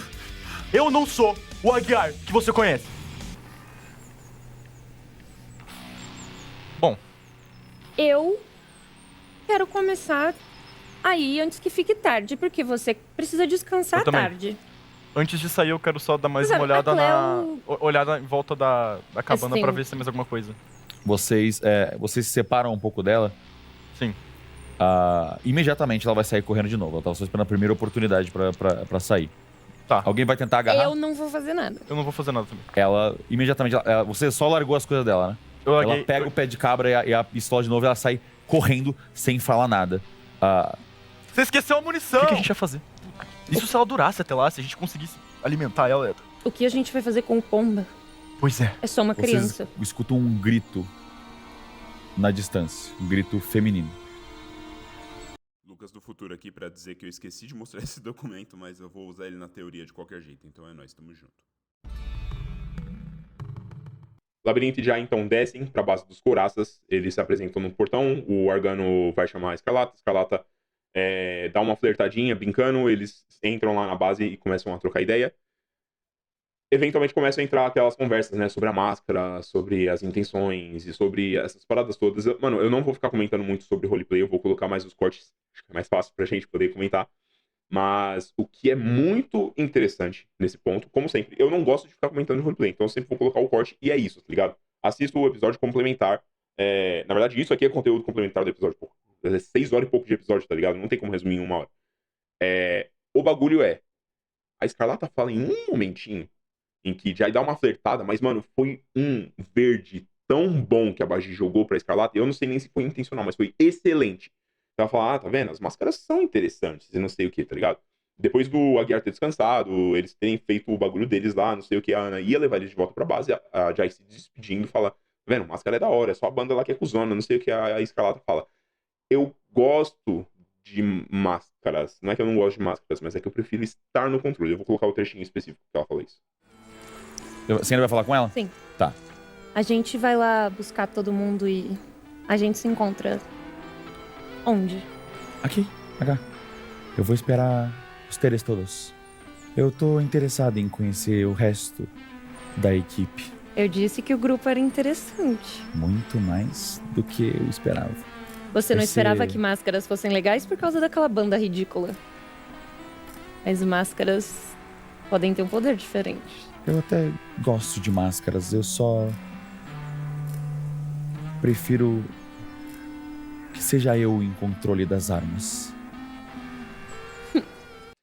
Essa filha da puta, ela tá puxando todas as cordinhas. E isso tudo que tá acontecendo nada mais é do que a comprovação pra gente de que testifica a tua lealdade e sangra sobre as mãos do teu vínculo vai ser exatamente um matar o outro dentro da mesma equipe, tá ligado? Ou pelo menos um machucar o outro, atacar o outro dentro da mesma equipe, talvez. Mas eu acho que talvez seja matar, tá? E aqui, pra mim, tá cravado, Jai vai matar o Aguiar. Essa é a minha supunhetação pra esse episódio. E eu já tinha falado lá no outro, tá? Inclusive, que a maior chance seria o Aguiar. Eu não tava contando que o Aguiar ia estar no meio desse bagulho, cara. Não tava contando que ele ia deitar com a Escarlata. Eu achei que talvez eles fossem arranjar outras formas de interagir, não sei o quê. Mas é ainda pior ter o Aguiar no meio desse bagulho, tá ligado? Então vai ser um problema muito grande e a gente vai acabar tendo um conflito nebuloso. A gente vai falar sobre isso no final do vídeo. Eles entram no carro com a Ana agora com pouquíssimas ideias, porque comeram a mulher dela de novo, e agora a gente volta pro grupo da casa. Dentro de casa a gente tem algumas cenas bem emocionantes com Kemi, junto do Henry, junto do Dalmo. O Dalmo também conversa muito, muito bem, ele consegue trazer uns momentos muito legais com o Henry, e o Henry finalmente fala sobre o Santa Mega Freira, né? Santa Menefreira. A parada toda do Padre Ronaldo, irmã Thelma e todas as relações que ele tinha, mas a gente também tem aquelas distorções, né, do ponto de vista, novamente, aquilo que eu tinha dito. O Henry aqui, ele tá falando como se ele fosse vítima, que ele perdeu a mão, ele perdeu o olho, ele foi atacado, ele esteve na beira da morte. No ponto de vista dele, ele é uma vítima, mas a gente sabe o que aconteceu do outro lado da moeda, e a gente sabe o que os scriptas queriam. Então, novamente, essa é uma série sobre pessoas ruins, tá ligado? Essa temporada está falando sobre pessoas ruins. Então, tudo isso que tá acontecendo, pra mim, me parece muito interessante ver como talvez o Henry, ele tenha... Não que ele tenha se arrependido, não acho que esse é o ponto. Mas eu acho que o Henry tá tão perdido que ele tá se agarrando no primeiro tronco que ele vê enquanto a enxurrada tá levando ele, tá ligado? E aí depois ele vê no que dá. Porque a forma que ele reagiu com a Jai, depois ele fala que ele só não atacou ela, que seria o primeiro impulso dele, exatamente porque ele queria fazer diferente, e ele não quer morrer. Então isso mostra novamente pra gente que o Henry é uma pessoa humana, é uma pessoa comum, apesar de ter sido um dos hospedeiros do diabo, um dos parasitados pelo diabo. Quero lembrança. Como eles... Ô, Henry... A Thelma. Thelma? E o Ronaldo. Não sei quem são a Thelma e o Ronaldo. Quem são eles? Henry, olha, eu acho que eu já deixei claro o suficiente que eu não sou sua inimiga e eu não tô aqui pra que você morra. Na verdade, a gente quer acabar com essa porra. Então, se você quiser se abrir e contar pra gente... Eu conheço, você falou. A gente teve vivência juntos, sabe? Sim. Você... Por exemplo, a Eu gente não conheço. teve filhas. Quer dizer, o Dalmo, né, ele eu não sei. E você, Henry? Quem é você? Não, peraí, calma. Eu só quero explicar algumas coisas aqui. Tá, de boa. Eu tô tentando ser racional, eu tô tentando... Eu não quero morrer. Isso é óbvio, acho que já tá nítido. Eu não quero morrer. Eu esperei muito tempo. Não, vocês não fazem noção do quanto eu esperei por isso. Eu só não quero ser usado de novo. Eu tô cansado de ser usado. Jai falou que talvez se eu não fosse como normalmente eu sou, eu podia parar o Hexatomb. É por isso que eu, sei lá, eu não comecei a brigar, mas eu acho que eu queria muito esfaquear ela. Tipo, mas eu tô tentando obedecer. Eu quero ser diferente. Eu não quero ser insuportável igual os outros sacrifícios. Se isso for fazer eu sobreviver, eu faço. Eu não sei, eu levei um tiro ontem e eu lembrei como é. Você saber como vai morrer muda você. O Pomba fala lá de trás. É assustador. Eu sei, eu lembro, eles tentaram me matar, foi assim que eu perdi minha mão, meu olho. Eu lembro do sentimento, é vívido, tá ali. É quase como se eu pudesse tocar. E eu não quero passar por isso de novo. E eu sou um sacrifício, eu vou ter que morrer, eu não quero morrer. Você não vai ter que morrer. Eu não quero morrer, eu não quero. Eu não quero, eu esperei por muito tempo, pra tomar as minhas próprias decisões, pra eu poder fazer o que eu quiser. Sem ninguém falando pra mim. Nada. Eu decido. Eu escolho. Tá, você então claramente é a pessoa mais consciente daqui. Não, obviamente que não, mas... Você lembra quem te colocou aqui? Dentro do Hexatomb? Não, É tudo muito embaçado. Eu não lembro de nada. É quase como se eu tivesse sido treinado pra isso. Eu gosto de sentir dor. Eu aprendi a gostar.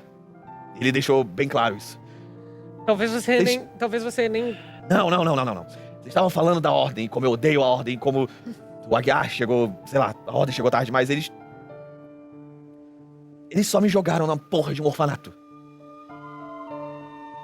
E tinha eles lá, o Ronaldo e a Thelma.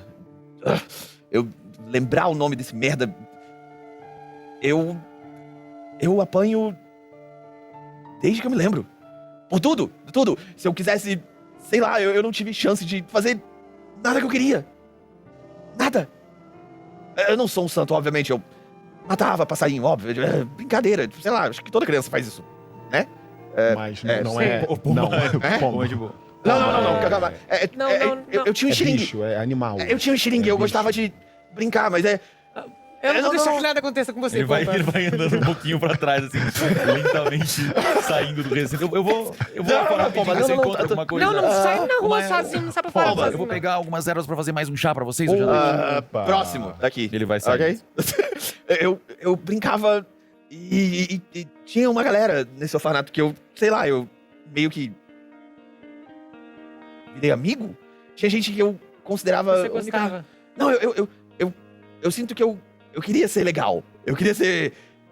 Sei lá, eu me sentia diferente. Eu achava que eu podia fazer tudo. Tipo uma família? Não, claramente não. Não. Mas o Ronaldo, ele fazia questão de me fazer pagar. Tudo que eu fizesse. Eu apanhei muito. Até eu aprender a gostar. Nossa, isso De tudo. Ele fez coisas inimagináveis comigo. Tipo, meu corpo ficava bem marcado. E eu gostava. Esse cara era da ordem? Não, ele era um padre. Um padre fazia isso? Era um orfanato Santa Menefreira. Era um convento. Sei lá, a Thelma era uma freira lá e ela arrumava as camas e é por isso que eu falei que eu acho que eu lembro como arrumo uma cama, Eu sinto mais muito, ou menos. viu? Não, é passado, já foi, mas Mas você não é mais um cachorro mandado, você não é mais um pau mandado, você não é... não, eu sou um sacrifício agora. Mas... Amy, eu entendo, Mas, de Henry, verdade. sim, esse é o realismo, é a realidade momentânea. Agora você é um sacrifício do Hexatomb, mas vai deixar de ser. Você vai deixar de ser. Acabou essa vida de sofrimento e de merda. Promete pra mim, não mente pra mim. Por favor, não mente pra mim, eu não quero mais Não tem ninguém ninguém mentindo pra mim. mentindo. Não, eu sei, eu tô pedindo sério. Henry, Sério, a única coisa que eu peço, por favor, Henry, não mente, fala na minha cara, eu aguento. Henry, Oi, pode olhar no fundo é. dos meus olhos. O que eu puder fazer pra acabar com essa porra, eu vou fazer. Isso eu te prometo. Eu não sei se você vai ficar vivo. A mesma coisa que eu falei pro Pomba. Eu não sei se você vai ficar vivo, mas eu vou tentar com que todo mundo saia daqui. Sabe o que o Jared falou? Foda-se. Ela falou que você não é ninguém. Se tem alguém aqui que é alguém, é você. A gente não lembra que a gente Enquanto eles estão lá conversando, né? Tem um momento em que o Pomba aproveita a brecha do Henry e ele sai. Mano, esse moleque, ele tá... Não tem como falar que ele é 100% santo, tá ligado? Apesar de ele tá, mano, todo fudido, tem uma parte de BO acontecendo com esse moleque, toda vez ele tá envolvido no meio de um BO, mano. Tá ligado? Ou ele tá agindo muito sus. E essa escapadinha dele traz uma consequência gigantesca pra casa. Enxergaram ele. São eles! E ele passa correndo, voando, atravessando e se tranca dentro do banheiro. Eles... Vocês Os veem vampiros. o caminho de ervas que ele deixou atrás. Os vampiros. Que pariu. Vampiro. Uma muito mais alta e esguia. Quase como se tivesse saído de um filme de terror antigo. Ele tem grandes orelhas pontudas, dentes afiados saltando pra fora da boca e os olhos sem os globos oculares, como se tivessem sido arrancados. Ele parece curvado, corcunda pra frente, com longos dedos. A roupa dele parece velha e sofisticada, como se fossem asas de morcego.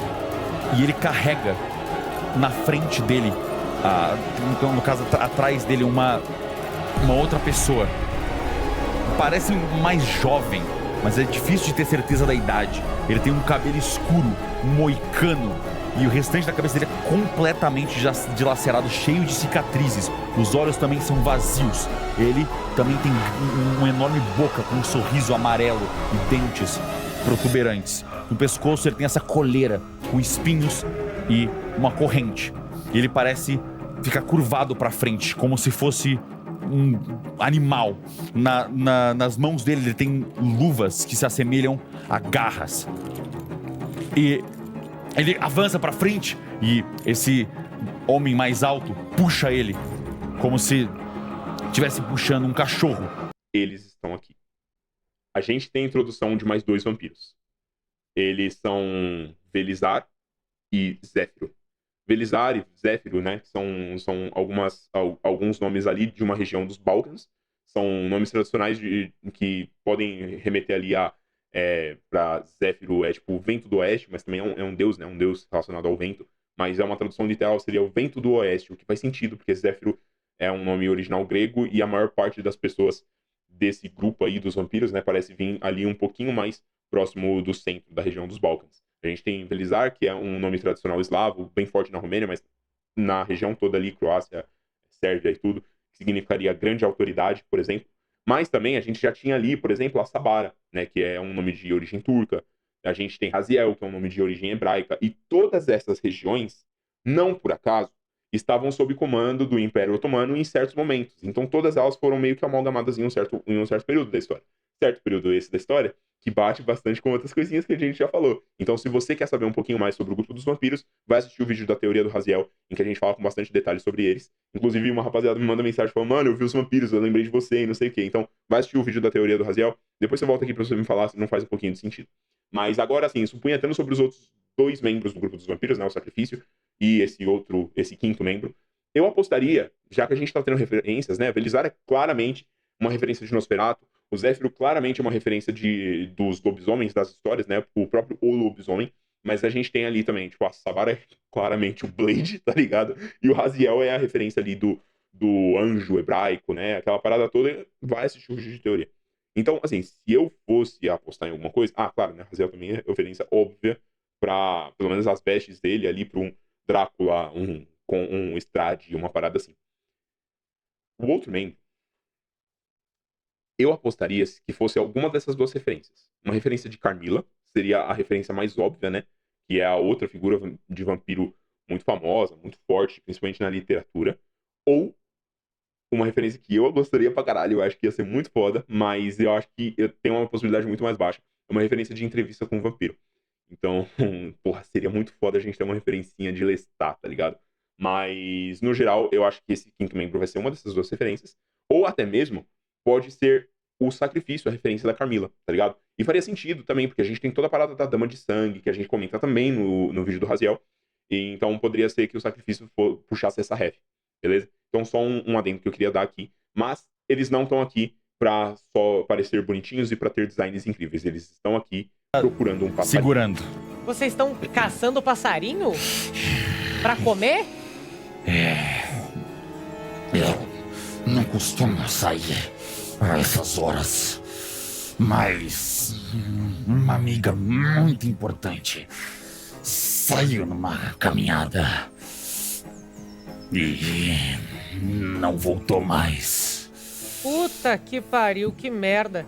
Você já deu uma olhada no bunker? Tem um bunker. Eu encontrei a cabeça dela enfiada numa estaca no caminho até aqui. Puta Vocês não saberiam nada sobre isso? Não, a gente não andou pra... Dá um teste de enganação, por favor. Então, a gente não foi pra aquela direção ainda. A gente recentemente passou na bodega pra pegar umas coisas e os nossos amigos estão voltando de lá, inclusive. Eu sinto um cheiro de medo. Ele começa ele dá mais alguns passos pra frente. Você não se importaria de eu dar uma olhada na casa de vocês? Hã? Depois de um roleplay incrível, eu amei tudo relacionado a essa cena é incrível. A ambientação, o filtro preto e branco, tá ligado? A narração, eu gostei de como o Selbit colocou um efeito de voz no Velizar, mas não ficou aquele efeito muito forçadão como ficou na Sabara, por exemplo. E aí, assim, um bagulho que me pega bastante no meio da conversa deles é justamente como o Velizar, ele parece também tá querendo trocar informações. E ele quer saber sobre o Giovanni. Então, não somente o Giovanni não entendia sobre o grupo do Raziel, o Raziel e o grupo dele não entendiam sobre o Giovanni. O que comprova, novamente, que esses são os dois grupos mais perigosos, ou pelo menos são as duas pessoas mais perigosas no Hexatomb, Giovanni e Raziel, tá ligado? Então, é bem interessante na hora lá que ele questiona essa parada, quando o ritual que o Labirinto colocou na casa, eu esqueci de falar disso, um ritual de morte, né, o ritual de escuta, o cheiro de morte pro Velizar é muito forte. Ele sendo uma criatura 100% entregue ao sangue, né, ele tem os sentidos muito aguçados. E principalmente o cheiro do elemento de morte, com certeza, não seria agradável para essa criatura. A gente entende também que eles não simplesmente são criaturas bestiais. Eles têm sim uma estratégia, eles têm sim uma mente consciente. Então isso mostra também que a gente não precisa levar literalmente aquela regra lá da exposição paranormal de que se você tem muita exposição, você é obrigado a perder a sua mente e não sei o que. Porra, você ainda precisa fazer um roleplay, né? Então, assim, se não serve nem pra NPC, vai servir pro jogador. A gente precisa balancear essa parada. Então, por mais que raciocínio não seja característico de criaturas de sangue, claramente é algo que é necessário pra eles sim, tá? E os vampiros do Raziel não me parecem ser criaturas 100% bestiais, a não ser o Zephyr. O Zephyr realmente é 100% um animal. E eu tô muito ansioso pra ver ele se transformando numa criatura com um ritual bestial, tá? Vai ser muito, muito, muito foda. Mas o que eu tô entendendo aqui desse todo é que eles vão voltar. Toda a parada deles, tipo, mano, eu duvido muito que o Velizar não sabe que o Pomba tá lá dentro, tá ligado? Ele só não vai entrar porque tem um ritual de morte ou alguma coisa assim. Mas o que eu acho é que ele pegou um ranço muito específico do grupo dos mascarados e eles vão se propor a se ver de noite, tá ligado? Quando ele fala que eles vão voltar, nos vemos em breve, uma parada assim, eu acho que pode acabar aparecendo os vampiros ali no meio do bololô da guerra, tá bom? Não vou falar muito sobre isso agora, eu vou falar depois, mas eu tenho as posições. Ele deixa na frente da escada de vocês um saco preto com manchas vermelhas. E na hora que ele faz isso, ele tava se movendo bem devagar até agora. Ele salta, coisa de 3 metros de altura, e pousa na frente da grade, na frente de vocês dois, em cima da varanda.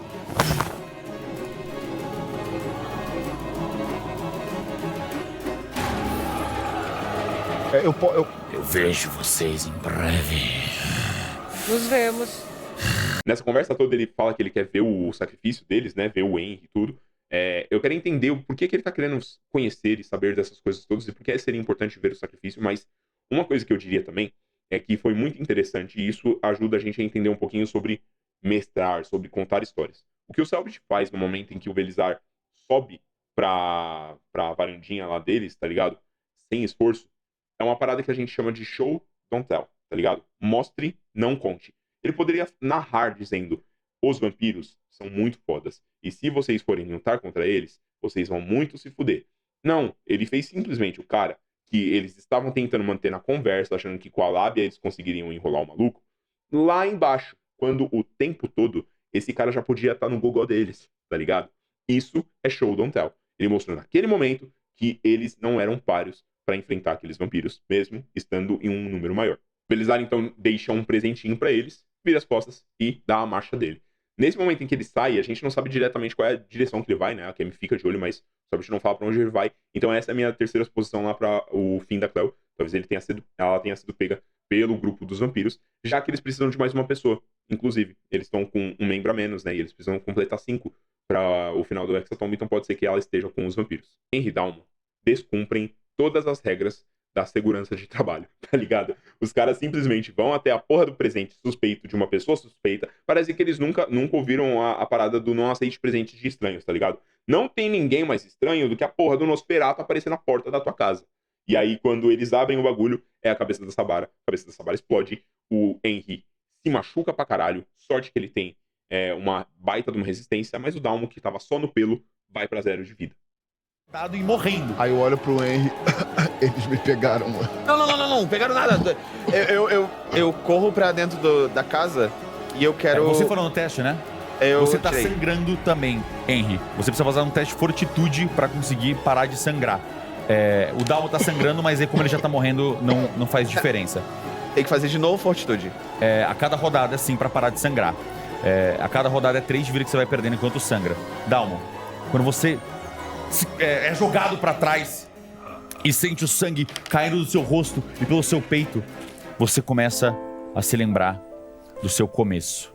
Você sente o cheiro das velas queimando, enquanto o sangue do seu pai escorria na faca na sua mão. O rosto de desespero da sua mãe. Você lembra do exército. Você lembra do treinamento dos seus colegas mercenários. Você lembra do medo de ver aquele monstro na arena. Vai falando? 20 no dado. Me descreve como você tira essas navalhas, estanca o sangue e salva a vida do Dalmo. Cara, que tava prestes a morrer na sua frente. eu tô desesperada, muito preocupada. Eu começo a tirar todas as navalhas que estão nele, jogar pra trás assim. Eu pego a capa dele e eu tiro uma força de dentro de mim que eu não sei de onde eu tinha. E eu rasgo assim e eu começo a tentar estancar o sangue o máximo possível. Com os pedaços da capa dele que eu arranquei. Dalmo, você tava morrendo. Você já tava aceitando, você tava vendo as memórias da sua vida passando na sua frente. E finalmente, você olha, você consegue abrir os olhos e o vermelho se torna no rosto da Kemi, com lágrimas, conseguindo tirar essas navalhas e estancar o sangramento. Dalmo! Dalmo! Dalmo! Nesse momento tá tudo preto e eu tô vendo diversos flashes da vida do Dalmo e da vida desse alguém, sabe? Tudo se misturando. E aí eu vejo minha filha, aí eu dou um beijo na testa dela, vejo minha mulher, a gente tá no aniversário da minha filha. Depois eu tô indo na primeira vez no exército. E aí eu olho pro tenente, e esse tenente vira a Kemi. Dalmo! Volta um déjà vu, eu lembro que eu tô em Hexatombe. E aí eu começo a enxergar tudo borrado. Mas com... Dalmo, fica comigo, pelo amor de Deus. A gente precisa de você. Dalmo, fala comigo. Me responde. Eu quero verificar se ele tá com pulso. Ele obviamente tá, né? Sim. Fraco, mas tá. Você tá com 1 de vida, Dalmo. Ele tá vivo.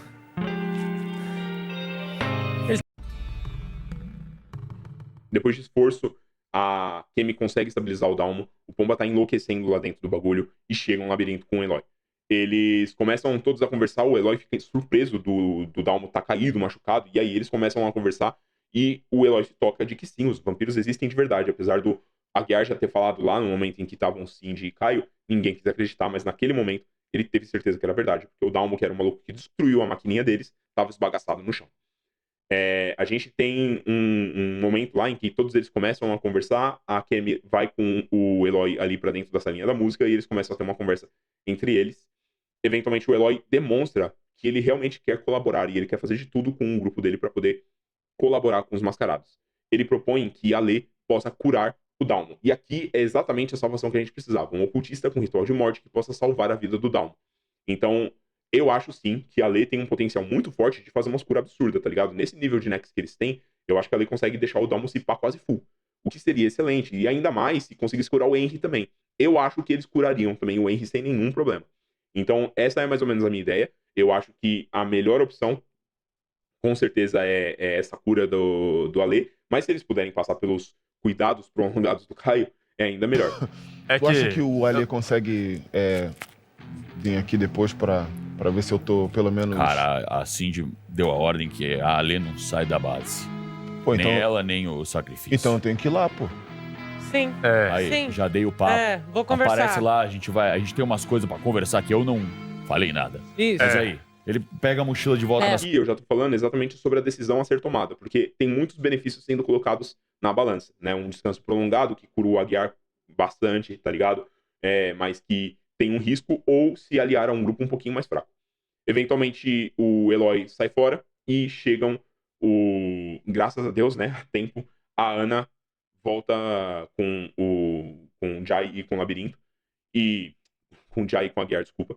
e eles começam a conversar entre grupo. Uma coisa que eu fiquei pensando é se a Ana, nesse meio tempo, não acabou trombando com o Eloy, tá ligado? Então, tipo, existe uma possibilidade. Eu não sei se o Selbit tá fazendo o mundo rodar enquanto a galera tá lá dentro. Eu acredito. Existe também a possibilidade que quando a gente trabalha num sandbox, a gente deixa o lugar pausado até que haja uma interação de novo com eles e a gente deixa, tipo, eventos condicionais acontecendo. Mas se o mundo estiver rodando ao redor, o Eloy tá muito em perigo, mano. Porque tem Ana rodando com um carro por aí e tem vampiro rodando por aí também, tá ligado? Além da porra do Kimungo. E o Eloy tá sozinho, por mais que ele seja forte. Eu não vi se ele tava com a máscara dele. Então, de qualquer forma, oremos pelo Eloy.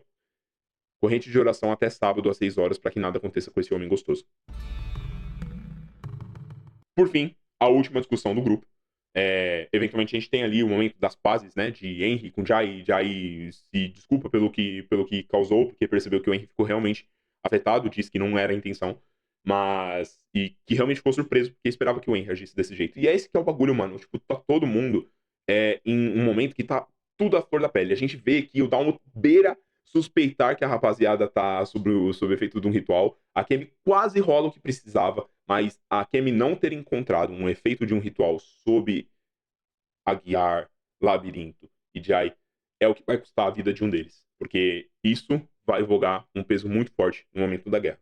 Colocando todas as cartas na mesa, eles decidem, por fim, se aliar aos Psicoler e eles começam a se preparar para ir em direção ao circo. Eu tinha apostado no último episódio onde que ia ser o bagulho, hein? Onde que ia ser a treta. A gente vai revisar daqui a pouco. Eles combinam que o Pomba precisa ficar escondido, decidem que ele tem que mudar de nome, ele tem que mudar de cheiro, fazer tudo. E agora Pomba é Paçoca, não é mais Juninho também, porque eu ofereci o Juninho, ele gostou do Paçoca, que o Dalmo chamou ele. E ele decide ficar escondido na casa. Mano, é muito sus esse moleque, e eu ainda tô com muito pé atrás com ele, tá ligado? E eu vou ficar com o pé atrás com ele até ele morrer. Depois dele morrer, aí eu fico uma paz. Porque eu não confio nele, porque eu não confio no Selbit, porque eu sei que o Selbit é um canalha. O grupo sai. E eles, com Dalmo bem machucado, Henry bem machucado, Kemi com a vida abaixo do topo, mas a gente tem pelo menos Jai Labirinto full, Aguiar relativamente saudável, indo em direção ao circo, para se preparar para a noite do dia 3, onde todas as intenções estarão à flor da pele e em conflito. Agora, com relação ao que eu espero do próximo episódio. Caos, dedo no cu e gritaria, muito sangue, muito gore, muita morte. Eu acho que sim. Vou manter ali as mesmas teorias, tá? Jai mata o Aguiar, ou Aguiar com certeza morre, talvez pela mão da Jai. Quem vai sobreviver vai ser o grupo dos Psicoleira, pouquíssimos, quem vence a guerra no final. O saldo vai ficar negativo pro lado dos sacrifícios, a gente vai ter 2 sacrifícios mortos. Vai ser os 2 sacrifícios dos 2 times. Se sobrar alguém dos encoraçados, vai sobrar a Escarlata. Eu acho que é uma oportunidade excelente para o nosso grupo para adquirir os carros deles e outras coisas, e outros recursos que podem ainda mais aprimorar eles. Eu acredito, inclusive, que o dia 4 vai se passar todo na nossa base e o conflito vai ser na nossa base. Tá? Tendo 2 grupos aniquilados, a dinâmica vai mudar e uma das marcas de sacrifício vai acabar passando para outra pessoa. Eu não me surpreenderia se o sacrifício passasse para alguém do nosso time, mas pode ser que, por exemplo, os vampiros apareçam e eles recebam esse sacrifício ou coloquem um sacrifício na Cleo ou alguma coisa assim para poder ter o controle de 2 sacrifícios e garantir um dos sacrifícios além do sacrifício final deles, tá ligado? Ou o próprio Giovanni pode tá se preparando para poder fazer isso, ou o Giovanni quer se tornar um sacrifício para poder se tornar o portador da relíquia. Eu falo isso na teoria do Raziel, inclusive. Então, pode ser que isso aconteça. Além dessa parada toda, sim, o Kibungo com certeza vai aparecer, né, mano? Vai ser um bololô do caralho. Então, com certeza vai aparecer. Eu ainda acho que o conflito vai acontecer mesmo no circo. Não acho que vai ser na base dos coraças por um único motivo. Fica muito inacessível. Assim como a base dos coraças é lá embaixo, né? É um nível bem baixo do platô onde a gente tá, e a base dos vampiros fica numa colina, a melhor localização para esse conflito todo é exatamente no plano, no Circo dos Psicoleira. E eu acho que provavelmente o conflito vai ser lá, tá? Se sobrar Psicoleiras, eu acho que vai sobrar uns 2, no máximo 3, mas eles vencem com a ajuda dos nossos mascarados. Eu acho que pelo menos um do nosso grupo morre, é o Aguiar. Jai, Labirinto e Aguiar vão acabar caindo lá pro lado dos encoraçados pro controle da Escarlata. E aí a gente vai ter as intenções sendo cumpridas. As intenções que a gente tem em conflito é exatamente a intenção do queridão Miasma e a intenção do imbecil lá do moleque, que eu não lembro nem o nome, Caíto, vagabundo safado.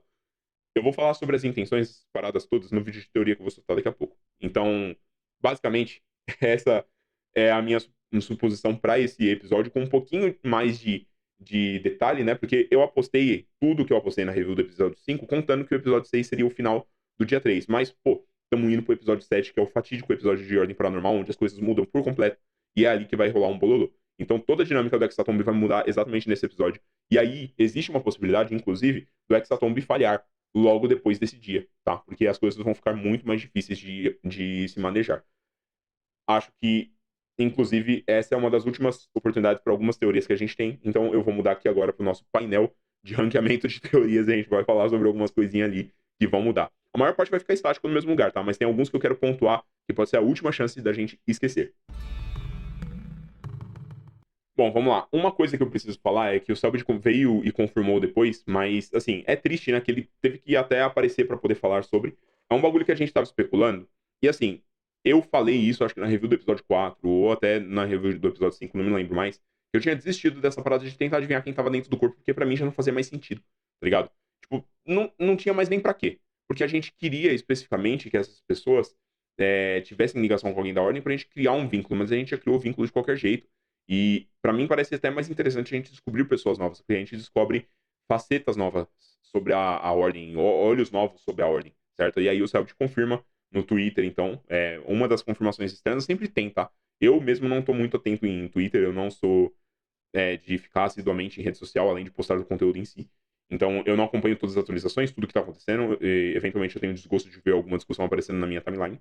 Mas, especificamente aqui, a gente colocou então pra inexistido todas as teorias sobre personagens, inclusive sobre o Dalmo ser o Samuel, tá? Que era a única coisa que eu ainda mantinha um pouquinho de expectativa por conta dos comentários do Abelha, né? Ah, seja jogar uns games, etc. A parada da sinuca lá dentro da base da Ordem, isso tudo me pegou um pouquinho, tá? Mas num contexto geral, tá tudo bem. Eu acho até mais gostoso que a gente esteja explorando um campo completamente novo. Outra parada aqui que a gente pode falar, que com certeza vai ser a nossa única chance de acertar, é exatamente se nessa guerra não tiver PVP, mano, eu sinto muito, não vai ter mais, tá ligado? E a habilidade da Kemi, da arma dela, cara, mano, vai ser muito foda o labirinto e a Kemi com as máscaras aqui. Desse episódio não passa. Eles vão ter que colocar. Mas se não tiver PVP aqui agora, não vai ter mais, tá ligado? Talvez eles tenham que se dividir em microgrupos, tá ligado? Tipo, parte do conflito num lugar, parte do conflito em outro, parte do conflito em outro, e aí o Selbit, por surpresa, coloca outros players pra controlar os outros jogadores só no momento de conflito mesmo, tá ligado? Então seria bem interessante poder ver essa parada. Se não acontecer mais, não acontecerá, beleza? Outro hot take fortíssimo, miasma do Makita Autopeças, foi a parada que eu pensei aqui. Todo o restante se mantém. Aqui nessa parada, inclusive, do conflito define os dignos, a gente vai ter um conflito gigante de intenções. Então, isso aqui vai deixar ainda mais claro se quem sobrar se tornou digno ou não. Então, pode ser que nesse episódio a gente tenha uma confirmação dessa parada aqui, tá? Que é a parada que eu falei, por exemplo, do conflito do Dalmo com o Mosto, ter tornado o Dalmo um dos dignos. E a gente viu isso no momento em que a Bagi fala que a Jai tem a intenção de atacar o Henry, mas não tem a intenção de matar o Henry, porque o Selbit pergunta. E a gente vê um momento que parece que tá prenunciando mais um conflito, tá ligado? E aí, por uma escolha muito sábia de palavras, a Bagi conseguiu evitar que um conflito acontecesse. Até porque, se a Coroa de Espinhos não tiver as suas intenções cumpridas, o resultado não é muito bom pra quem tá do outro lado. Então, é mais ou menos essa parada. Todo o restante das teorias eu mantenho aqui ainda mais ou menos nos mesmos lugares, tá? Eu só tô pensando ainda mais aqui se eu ainda quero considerar a do Kerberos proteger o sino consumado, mas assim, pra mim o Kerberos ele protege ou o sino ou a entrada pra Tenebra, similar àquela parada de uma dimensão paralela que a gente teve em Sinais do Outro Lado. Então pode ser que seja essa parada.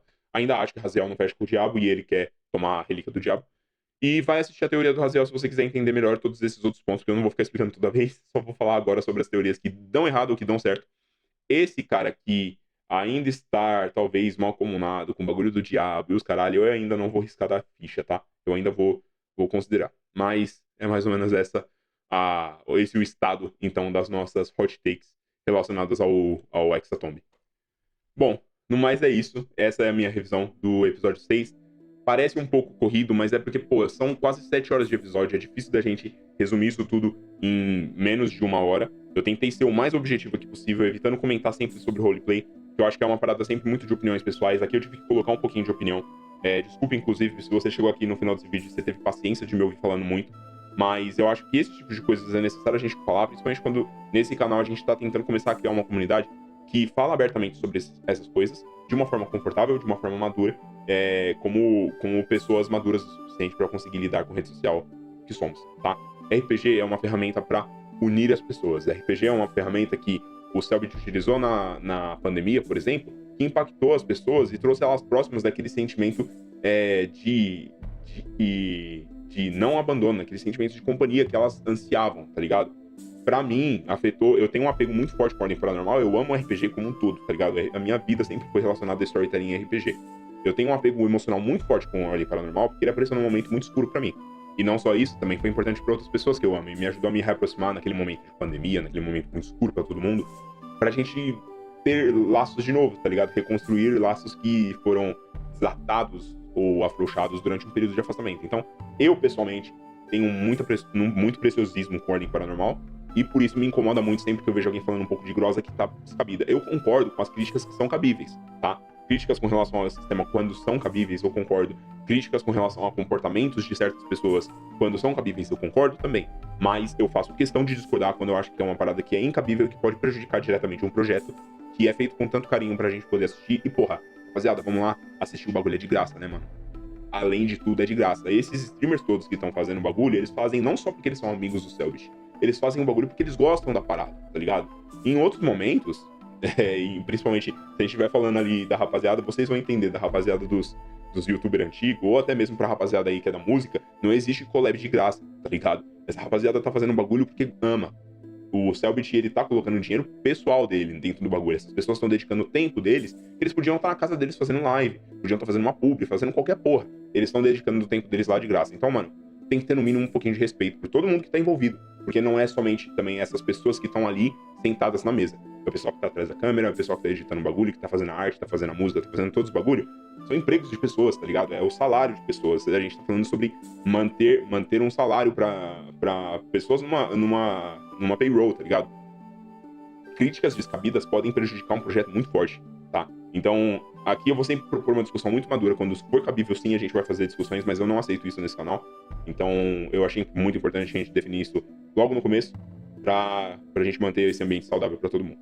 Mas é isso. Espero que vocês estejam tendo uma ótima semana. Seus restantes de dias até o Hexatomb sejam ótimos. Que a gente tenha um ótimo episódio, um episódio muito divertido, um episódio com muitas emoções, até porque o sangue é as emoções na flor da pele, e que a gente possa voltar ainda mais maluco e ainda mais doente de teoria pro próximo episódio.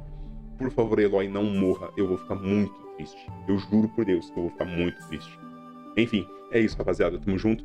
E aguardem, inclusive, vídeo de teoria. Se você teve paciência de assistir até aqui, você já sabe. A gente vai pôr um videozinho de teoria até ali, talvez tipo umas 4, 5 horinhas antes do episódio pra gente fazer um prepara e dar um esquenta. Fechou?